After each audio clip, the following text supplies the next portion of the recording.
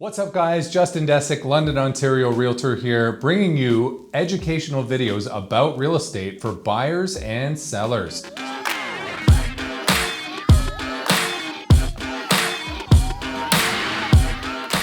As I'm sure you know, there are many questions that come up for buyers before making an important decision like acquiring real estate. Similarly, there are many important questions that come up for sellers before deciding to take the next steps and getting their property listed for sale. The overall quality of the experience that a seller will have in working with their real estate professional will be determined on whether or not they get the answers to the questions that they may have in advance of actually marketing that property for sale. So in today's video, we're going to dive right into the top 10 questions that sellers have before listing their property for sale. Number 10, when is the best time to sell my property? Well, the answer to that question is not an easy one. Generally speaking, the spring market tends to be the busiest for many different types of property. Ultimately, you should have a conversation with a real estate professional that you know, like, and trust so that you can have a look at the data to see where your property falls in the best time to list that property for sale. And then you can come up with a strategy to make sure that you're in line with that and your goals.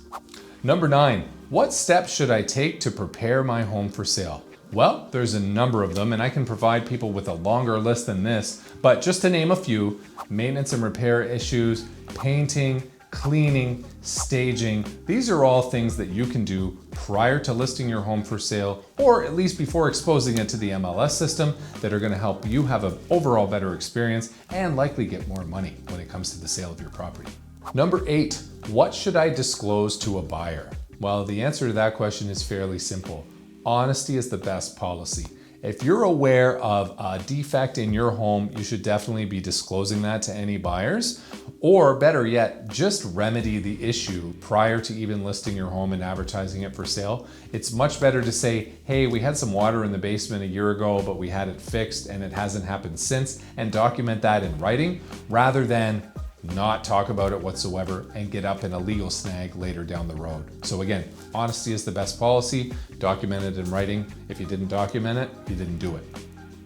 Number 7, what is a conditional offer? Well, an agreement of purchase and sale or an offer will be presented to you when there's a buyer that's interested in purchasing your property. A conditional offer is going to include a list of terms, things that the buyer wants to verify prior to feeling comfortable to firm up their transaction. So that conditional sale means they want to have an inspection, they want to have a financing clause, they want to have an insurance quote prior to firming up. Any of those things would make it a conditional offer, and there can be risks associated with accepting conditional offers. Make sure that you have a conversation with your real estate professional before listing your home for sale, and definitely before accepting a conditional offer. Number 6, how do I respond to lowball offers? Well, when selling any property, it's always best to think of it as a business decision as opposed to an emotional one.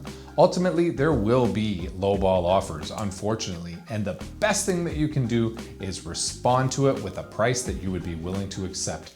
One of two things is going to happen. Either they're going to let that offer die in their hands after you've signed back at the next price, or they're going to come up and you guys are going to be able to get a deal together. So the biggest mistake that I see realtors making is by not encouraging their clients to respond to a lowball offer, because ultimately maybe that buyer was just testing the waters and maybe they are willing to pay your full asking price. So I always recommend that all offers are good offers, and it's just the invitation to negotiate.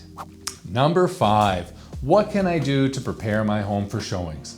Well, I recommend the use of a simple checklist. There's a few things that you should do on each and every showing appointment to make sure that each buyer is going to have the same quality experience, and that is cleaning, decluttering, making sure that windows are clean, making sure that the air conditioning is on if it's a hot day, making sure that there's lights on, maybe music in the background. You want to provide an overall warm and welcoming experience for those buyers and encourage them to want to stay and possibly even buy that home.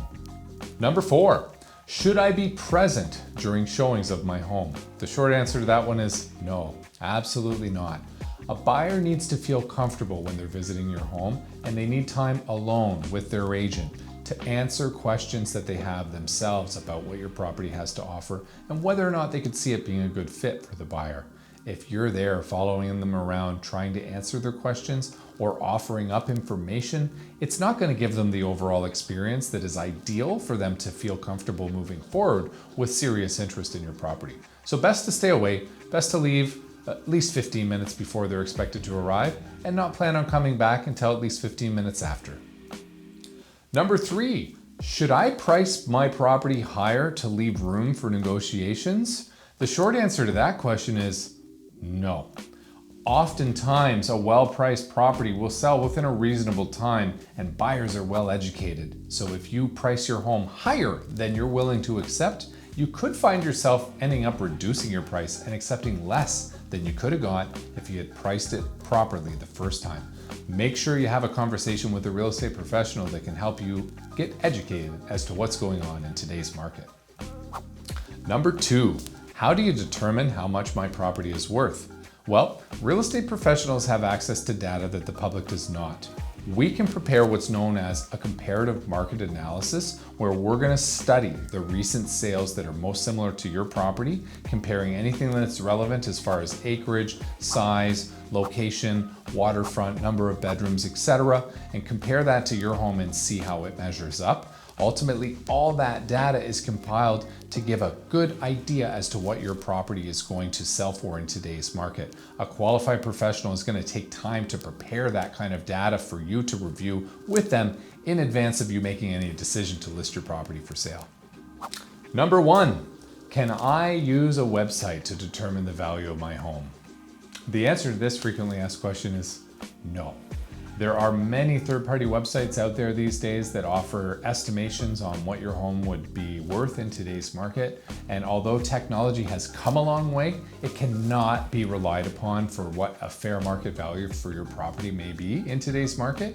It's always best to refer to a local real estate professional to share that local real estate board data with you and help you make the best decision when selling property.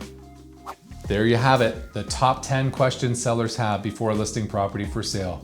Truth be told, there could be lots more questions on your mind, and if so, please feel free to reach out. I am here to help. Like, subscribe, click that notification bell to make sure you don't miss any great real estate content coming your way. Thanks for tuning in, and we'll see you next time.